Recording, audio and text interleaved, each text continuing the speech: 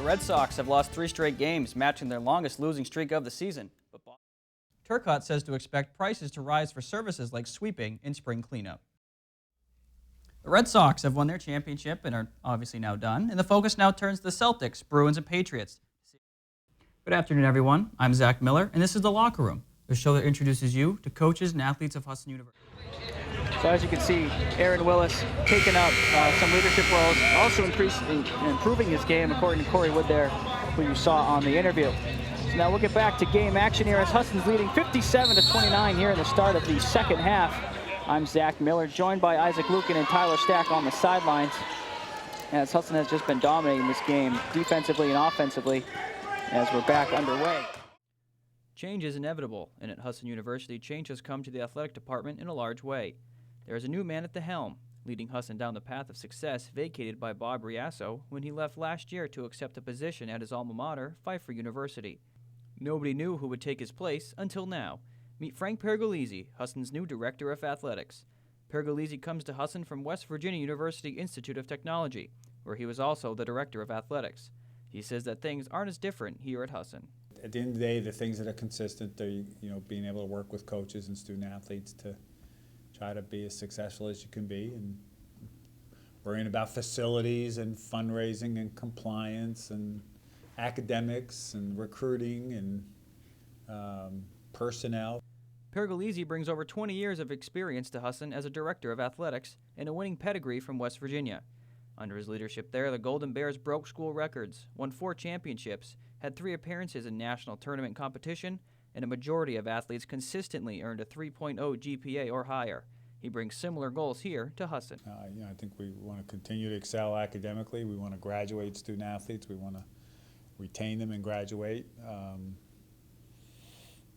Do well athletically, do well academically, have a good presence in the community, and serve as a source of pride for our alumni and friends. Pergolesi got his career started right here in Maine at Hebron Academy as the head football, basketball, and girls lacrosse coach. He has also served as athletic director at Southeastern Louisiana University and also has worked at East Tennessee State University and St. Francis College in Pennsylvania.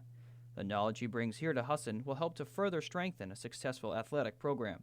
In the past 5 years, Husson has won 27 conference championships, including 5 last year alone.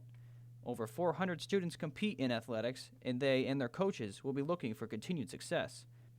Pergolesi brings the knowledge needed to run a department. I know how to work with coaches. I know how to work with athletes. I know how to raise money. I know how to build relationships, and because I've done all that stuff before.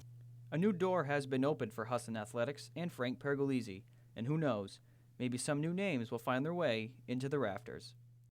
Strong legs run, that weak legs may walk.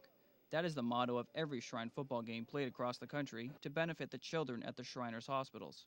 The Shrine Maple Sugar Bowl was one such game. New Hampshire and Vermont played at Dartmouth College in Hanover today. Romeo Masuku, one of the running backs for New Hampshire, talks about this once-in-a-lifetime opportunity. It was great playing for them. I mean, some of these kids don't have legs, some of these kids can't walk, so it was a great opportunity to be able to use our God-given talents to play for these kids. Masuku used his God-given talent to score the first points of the day on a 5-yard run to give New Hampshire the early lead, and they wouldn't look back. In the second quarter, they would add to that lead when Connor Benjamin hit Graham Nyam on the team's only completion of the game for a 55-yard touchdown to put New Hampshire up 12-0, an emotional moment for Nyam. Oh, actually, I don't remember. I completely blacked out. I was so excited. I just did whatever. I don't even remember. It was so emotional and exciting. It was great.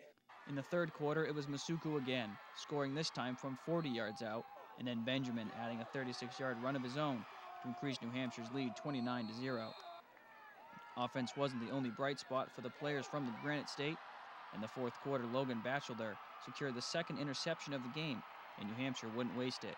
3 minutes later, Tolbert Nemo scurried in from 9 yards out to push the lead higher. And minutes later, after Vermont goes 3 and out, Tyler Grant scores the final touchdown to give New Hampshire its largest lead of the night as they cruise to the impressive 43-0 win.